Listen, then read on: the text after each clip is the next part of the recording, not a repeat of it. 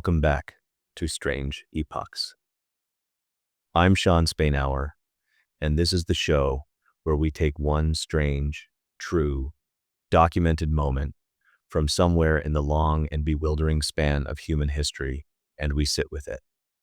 New episodes every Tuesday. Sources are always in the episode description. This week we are going to Robertson County, Tennessee. The year is 1817, the frontier. A farming family in a log house on the banks of the Red River. A man named John Bell, his wife Lucy, their 9 children, and the enslaved people who worked their land. And something else, something that starts with sounds in the walls at night, knocking, scratching, the noise of chains being dragged, and grows, over 4 years, into something that speaks, that sings hymns, that quotes scripture, that slaps and pinches and pulls hair, that drives a man to his death and, according to the accounts, takes credit for it. The Bell Witch is considered America's most documented supernatural case. Not the most famous, though it is extremely famous. The most documented. There are accounts from dozens of witnesses, including neighbors, visiting clergymen, and at least one future president of the United States. The events ran from 1817 to 1821, and they were talked about, written about, and argued about for the rest of the 19th century and well into the 20th. Nobody has ever explained them. I want to be clear about what I mean when I say that. I do not mean that no one has proposed explanations. Many explanations have been proposed, and we will look at the most credible ones. I mean that none of those explanations fully accounts for all of the documented evidence. The Bell Witch case is not a ghost story in the conventional sense, a spooky tale told around a fire that evaporates under examination. It is a case with primary sources, with named witnesses, with a paper trail that goes back to the events themselves, and it has never been satisfactorily closed. New episodes every Tuesday. Sources are always in the episode description. Let's begin.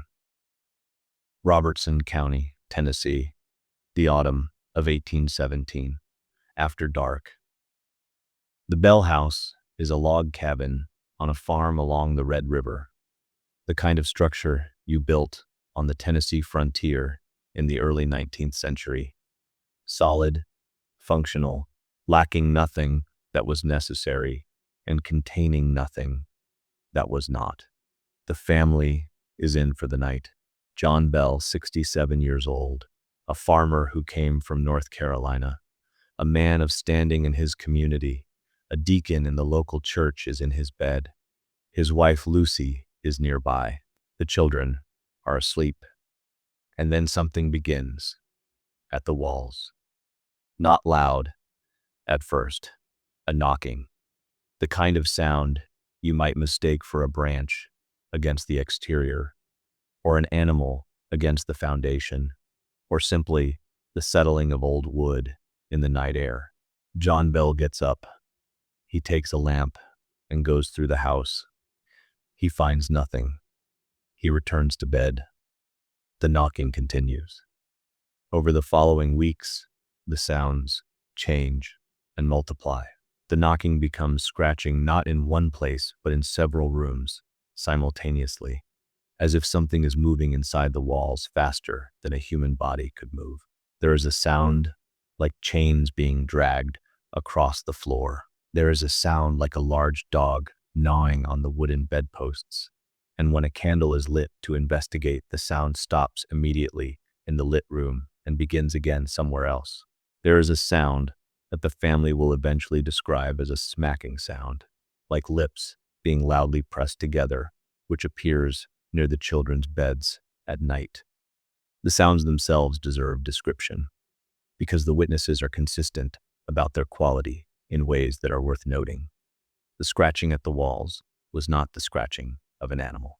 Multiple witnesses described it as purposeful, as if something was dragging a nail or a blade along the wooden interior, methodically and without the random quality of animal movement. The gnawing at the bedposts stopped the instant a light was produced. Every time, without exception, not gradually, not after a pause, but instantaneously, as if the darkness were the condition for the sound's existence, rather than merely its cover. And the smacking sound near the children's beds had a specific quality that one account describes as almost playful, as if whatever produced it was aware of the effect it was having and was amused by it. The sounds were not random. They had a character. John Bell says nothing to his neighbors for months. He is a respectable man in a frontier community where respectability is a significant asset, and the story he would have to tell is not one that inspires respectability. He investigates, he finds nothing. He tells his family to say nothing to anyone. He waits for it to stop. It does not stop. It gets worse. The sounds are followed by physical touches. The children wake in the night to find their bed covers being pulled off them by something invisible. Betsy Bell, the daughter, 12 years old, when this begins, wakes with the sense of something pressing on her face, then feels sharp slaps across her cheeks that leave marks. She cries out, and the sound of the slaps is heard by everyone in the house, but there is nothing visible in the room. And then, gradually, barely audible at first, comes a voice, a woman's voice, whispering, "John Bell will be dead in 3 years.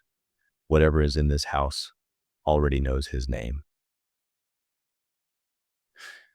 John Bell had moved his family to Robertson County, Tennessee, from North Carolina in 1804. He was a successful man. By the standards of the frontier, he had accumulated over 300 acres of productive farmland. He was a respected member of the Red River Baptist Church. He was known as fair dealing in business and active in the community. He had 9 children, of whom Betsy, the daughter, and Richard, the eldest son, would play the most significant roles in the story that unfolded. He also enslaved a number of people, whose names and experiences are recorded in some accounts but are largely filtered through the perspective of the Bell family and their white neighbors rather than their own. This is a fact worth naming explicitly. The Bell haunting happened on a plantation worked by enslaved people, and the existing accounts do not give us full access to what those people experienced or believed about what was happening. The haunting, if that is what it was, began with sounds in the late summer or early autumn of 1817 and escalated steadily through 1818 and 1819. John Bell's decision to keep it quiet initially was understandable, but ultimately unsustainable. When he finally told his closest neighbor, James Johnson, about what was happening, Johnson came to stay for a night and experienced the phenomena himself. He was a man of faith, and he left the Bell house the next morning convinced of 2 things. He did not know what he had experienced, and he was not willing to dismiss it. He spread the word carefully among the community. Visitors began to arrive. Robertson County in 1817 was a place still in the process of being made. The forest pressed close on all sides of the cleared farmland. Wolves and wildcats were real presences in the night. The nearest town of any size was Nashville, roughly 40 miles south. Neighbors were separated by miles of rough track rather than the neat boundaries of established communities. The community that existed, the farms, the church, the relationships, built over a decade of shared frontier life, was a genuine community, but a vulnerable one, dependent on the cooperation of people who could not afford the assistance networks that more settled places took for granted. When the Bells began to hear things in their walls, the community would eventually hear about it. In a place this small and this isolated, no family's trouble was entirely its own. The fact that James Johnson, a man of standing in the community with no obvious motive to fabricate, came away from his night at the Bell House convinced that something genuine was happening, was enormously significant for how the case was subsequently received. Johnson's credibility lent the Bell's account weight it might not have had from a single family alone. He spoke about what he had experienced carefully, in the language of a man trying to describe something accurately rather than dramatically. He did not use the word witch initially. He described sounds, presences, voices, physical effects that he had witnessed himself. He said he did not know what it was. He said he was not dismissing it. Other neighbors who came subsequently had similar experiences and drew similar conclusions. Something was happening at the Bell farm that they could not explain, and the Bells were not lying about it. The witness accounts from this period are numerous and consistent in their broad outlines. People came to the Bell house from miles around, some skeptical and some credulous, and most left having experienced something they could not explain. The entity, it gradually became clear that whatever was happening had some kind of organizing intelligence rather than being simply random noise, showed no respect for skeptics. Visitors who arrived determined to debunk the haunting often found themselves the targets of the most dramatic phenomena. Covers pulled from their beds, objects thrown in their direction, slaps administered to their faces in darkened rooms. The voice developed slowly. It began as a whisper, then grew into something clearer over months. The Bell Witch, as the entity was already being called, though the name requires explanation we will get to, could recite scripture. It could quote hymns. It demonstrated familiarity with the text of the Bible that several clergymen who visited found impressive and several found disturbing. It expressed opinions about the quality of preaching it had heard. It told visitors what was happening in other places that they had not disclosed, events in their homes miles away, conversations they had held privately, details that the entity had no ordinary means of knowing. The voice, once it had fully developed, was one of the most unsettling aspects of the haunting for contemporary witnesses. It did not behave the way a voice behaves when it has a known source. It could be heard simultaneously in different rooms. It could speak at the same time as it appeared to be producing other sounds elsewhere in the house. It quoted scripture in the specific way of someone who had memorized large portions of the Bible and could retrieve passages by association with the current conversation, not reciting chapters mechanically, but finding the passage that was relevant to what was being discussed. When visiting clergymen tested it by raising theological points, it engaged with those points at a level of sophistication that the clergymen found uncomfortable. Some of them left persuaded that whatever they had experienced was genuine, which from their theological framework meant it was either divine or diabolical. The former seemed unlikely given the entity's behavior toward Betsy and John Bell. The latter they found disturbing in ways they chose not to dwell on. Its behavior toward the members of the Bell family was not uniform. Lucy Bell, the wife, was treated with something approaching affection. The entity sang hymns to her when she was ill. It expressed what seemed to be genuine solicitude for her health. Visitors reported that when Lucy was mentioned, the tone of the voice changed, became softer, more gentle, the way a voice changes when speaking of someone loved. Whatever the Bell Witch was, it seemed to like Lucy. Betsy Bell was treated differently. She was slapped, pinched, and had her hair pulled by invisible hands on a regular basis. Accounts describe her waking with welts on her face that were visible the next morning. Witnesses reported hearing the slaps land and seeing the marks appear.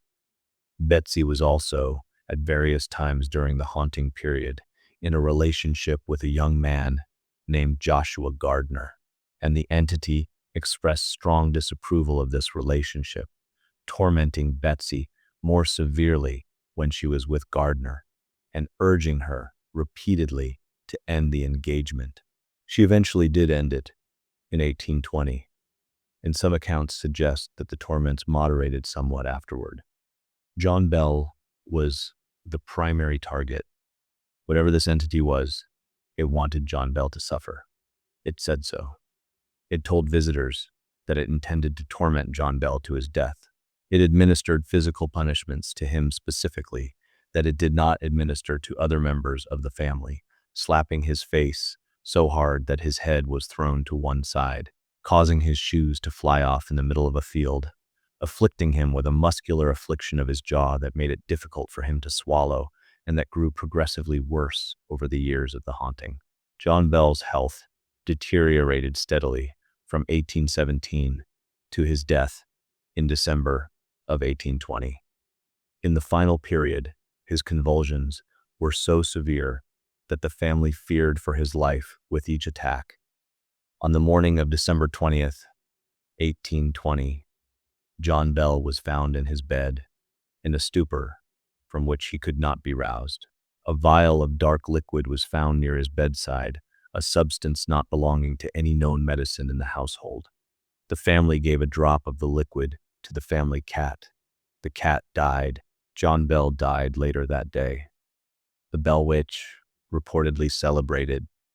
Witnesses said they heard the entity singing joyful songs in the hours after Bell's death, a behavior that the community found deeply disturbing and that contributed to the already widespread belief that whatever had been in the Bell house was genuinely malevolent rather than simply strange.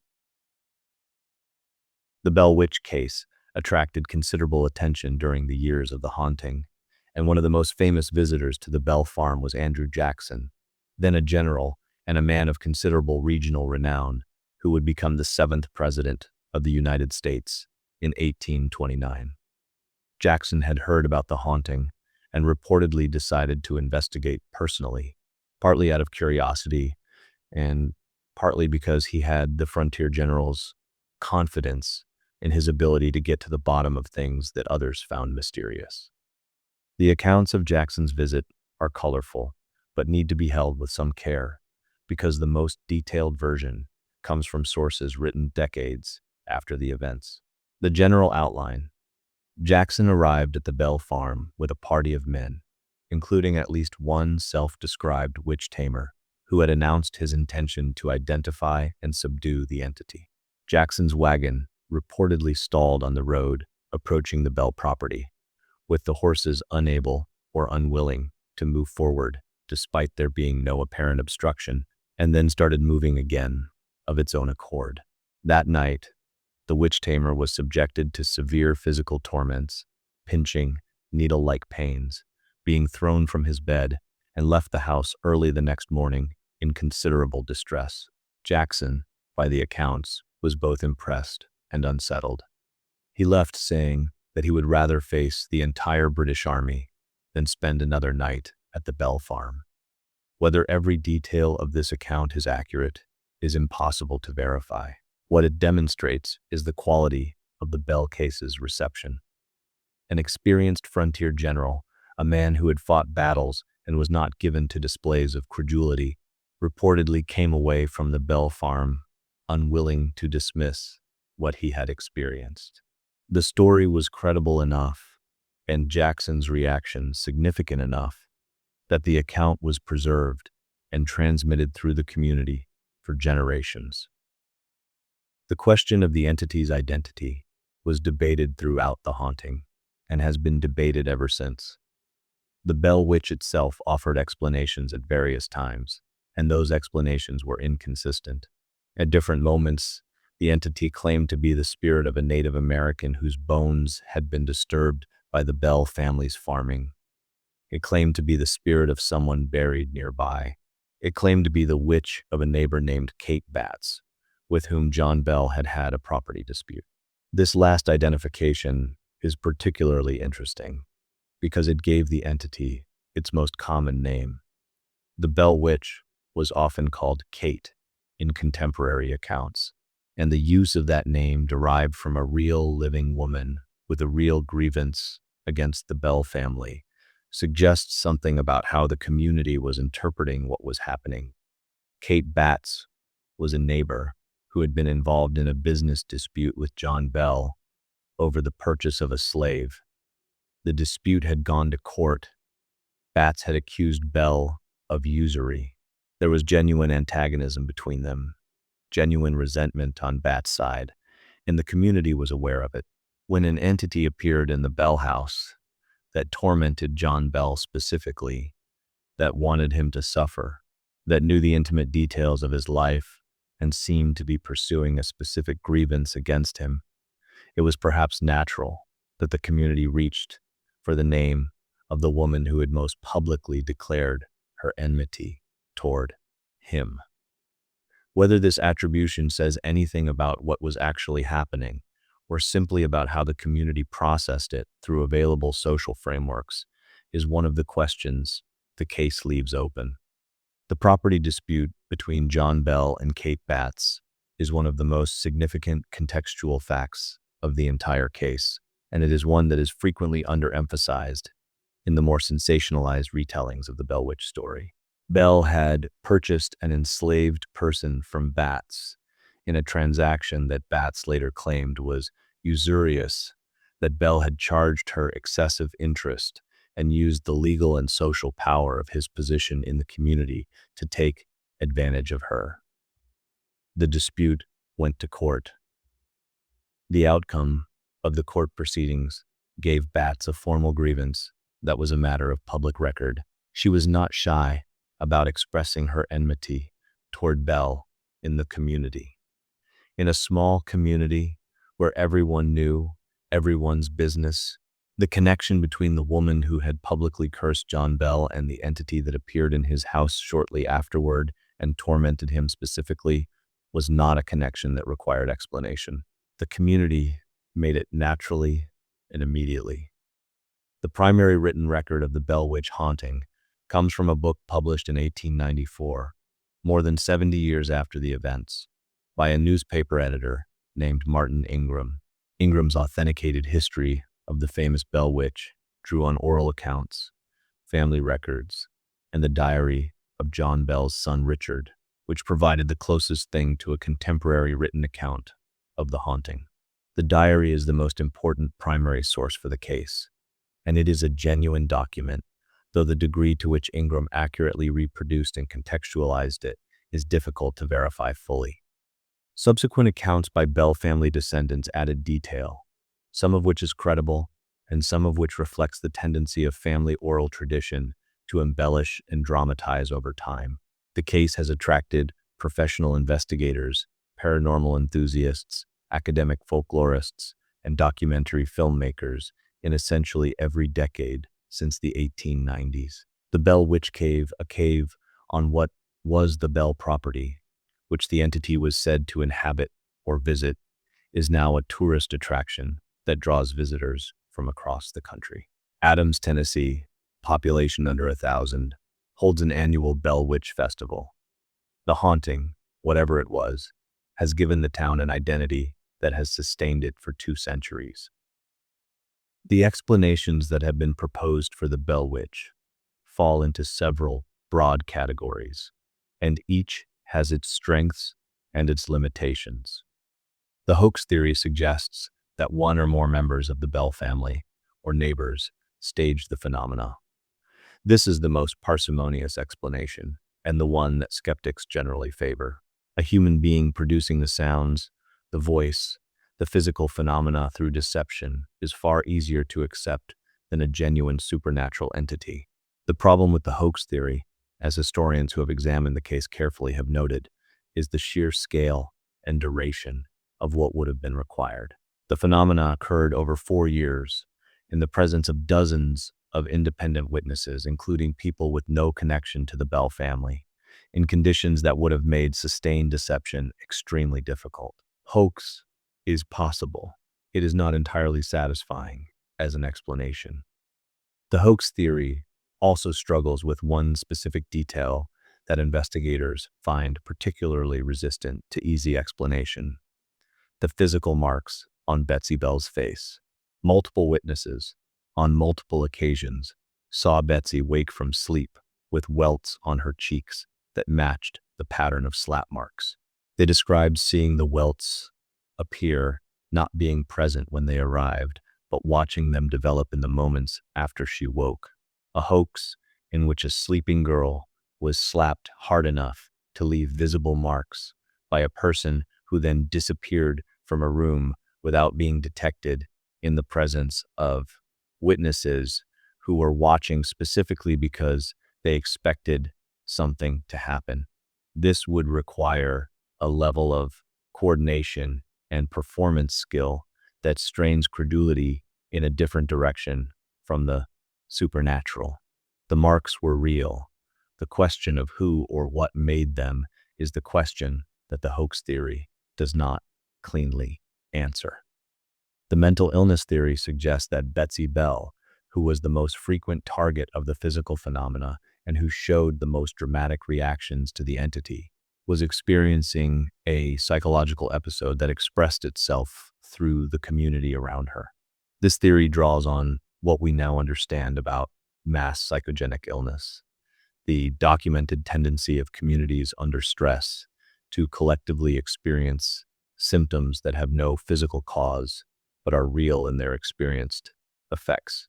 Robertson County in 1817 was a frontier community under significant social and economic stress, and the Bell family had specific stresses of their own. The Betsy-centric interpretation has something to recommend it, but it does not easily account for the phenomena experienced by people with no prior knowledge of the haunting, or for the consistent witness accounts of physical effects.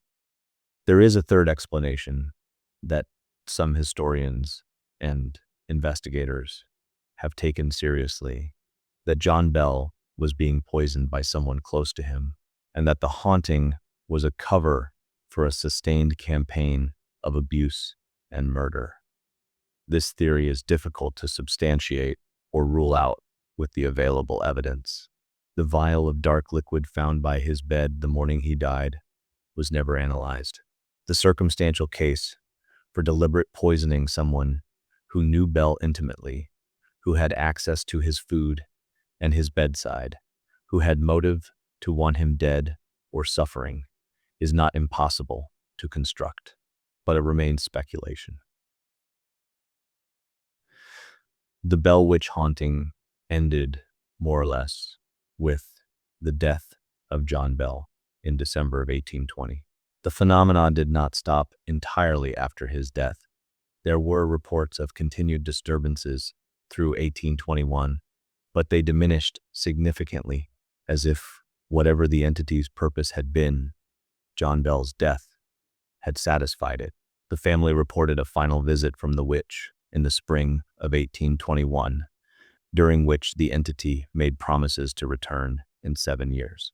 When 7 years had passed, there were reports of renewed disturbances at the Bell home that lasted for a few weeks and then stopped. There were rumors of a promised second return 107 years later, in the 1935, which generated significant press attention in Tennessee and not much else.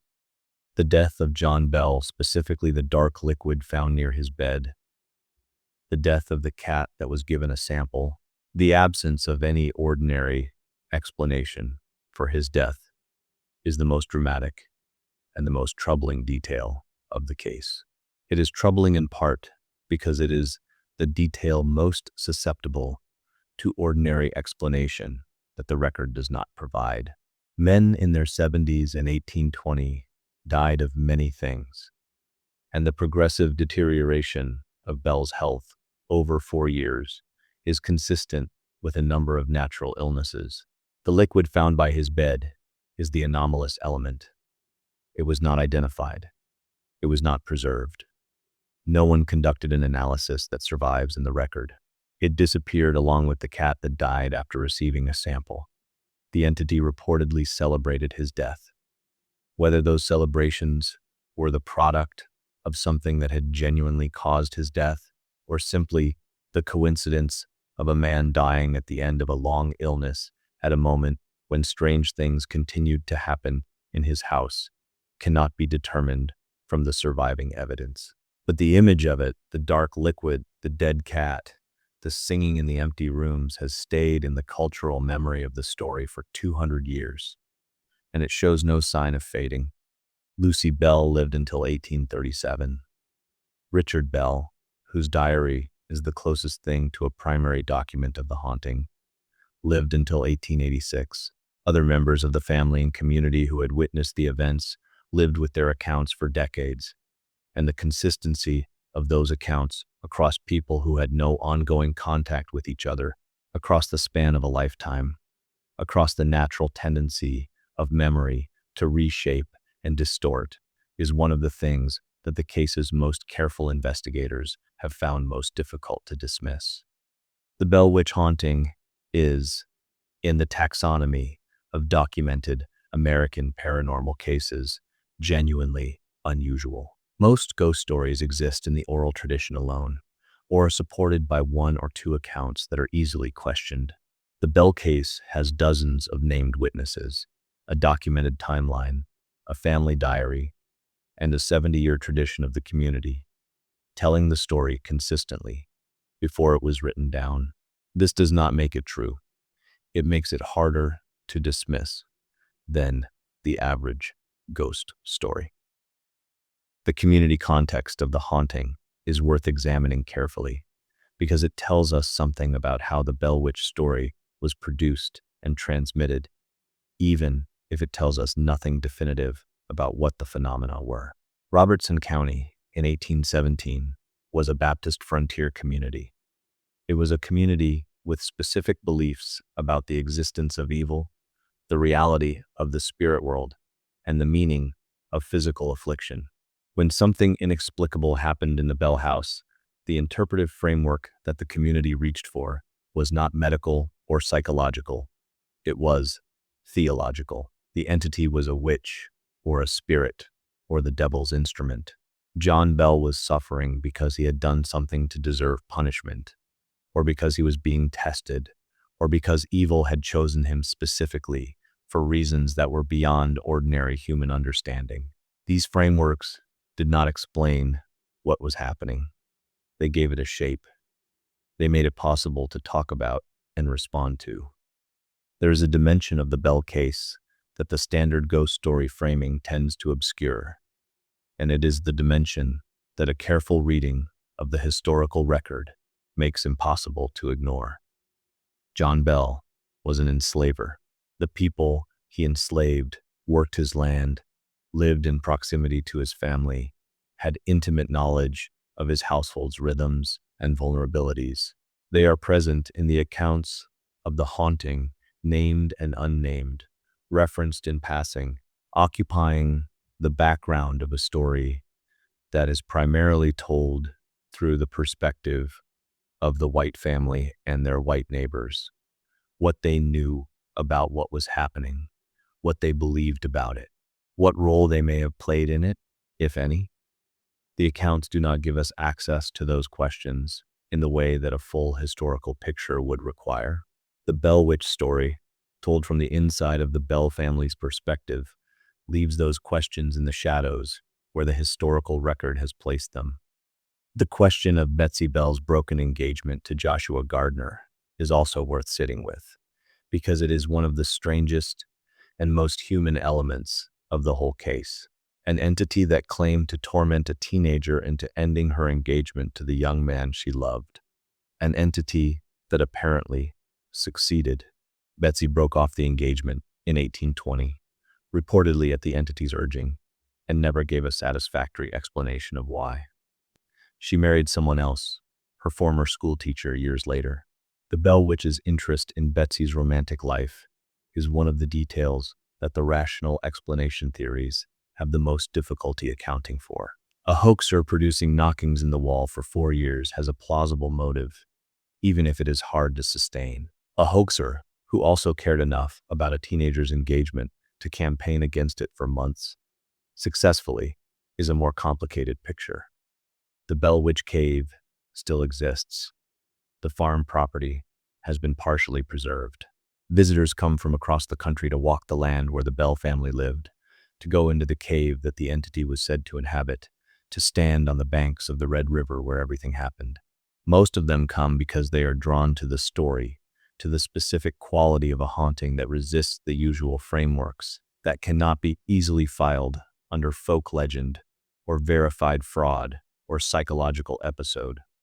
People who visit the Bell Witch Cave describe a quality to the space that is difficult to articulate and easy to dismiss as the power of suggestion. The cave itself is a natural limestone formation that runs for considerable distance under the Bell property, opening near the banks of the Red River. It is cool, dark, and quiet in the way that underground spaces are quiet, a specific absence of the ambient noise of the surface world that has always struck human beings as uncanny. The entity was said to use the cave as a place of retreat, and there are accounts from the haunting period of lights being seen near its entrance at night. Whether there is anything in the cave today that was not there in any limestone cave of similar dimensions is a question that visitors answer differently. The point is that people come. They have been coming for 200 years. The draw of the place is not simply the story. It is the specific quality of a story that has never closed. The Bell Witch is, in some ways, the most American ghost story. It is set on the frontier. It involves a family trying to build something in difficult conditions. It involves a patriarch whose authority is being challenged and undermined by something that operates by different rules than the rules he knows how to use. It involves a teenage girl at the center of phenomena she did not ask for and cannot explain. It involves a community trying to make sense of something that does not fit any of the categories available to it. And it involves a death that was attributed, officially and unofficially, to a supernatural cause, the only case in American history where that attribution has been formally made and never formally retracted. The Bell Witch is sometimes compared to the Salem witch trials of 1692, and the comparison is instructive precisely where it breaks down. Salem was a community that turned on itself, that directed its fear and its grief outward onto neighbors and outcasts, and destroyed lives through accusation and legal process. The Bell haunting did not produce accusations in the Salem sense. The community did not execute anyone. The suffering was concentrated within the Bell family, and the community's response was, in its way, caring. People came to witness, to help, to offer the resources of their faith and their practical support, not to prosecute. The entity was external. The community was, insofar as the historical record shows, on the Bell family's side. This difference matters. It shapes the kind of story the Bell case is. It is not a story about a community consuming itself. It is a story about a family and a thing that visited them, and the community that gathered around and watched and could not help and did not know what to say. John Bell is buried in the Old Bell Cemetery in Adams, Tennessee, in a grave that visitors still come to see. Whatever killed him, whatever drove 4 years of escalating phenomena, whatever spoke in the voice of an old woman and quoted scripture and slapped the faces of sleeping children and brought a future president of the United States to the frontier and sent him home early, it is not in the grave with him. It left no trace that can be examined. It answered no questions definitively. It remains, 200 years later, exactly what it was in the autumn of 1817. Something that began with knocking in the walls of a log cabin on the Red River and has never entirely stopped. That's what Strange Epochs is. Stories that have no clean endings, moments that history recorded but never quite explained. Events that happened, undeniably happened, and yet still somehow feel impossible. The Bell Witch returned, or something did, in the spring of 1821 and made promises before departing. It would come back in 7 years, and again 107 years after that. In 1828, There were reports of renewed disturbances at the Bell Farm for a few weeks that then subsided. In 1935, the Tennessee press made much of the promised return, and people traveled to Adams to witness it. Nothing of note occurred. Whatever the Bell Witch was, it kept its own schedule. The cave is still there. The grave is still there.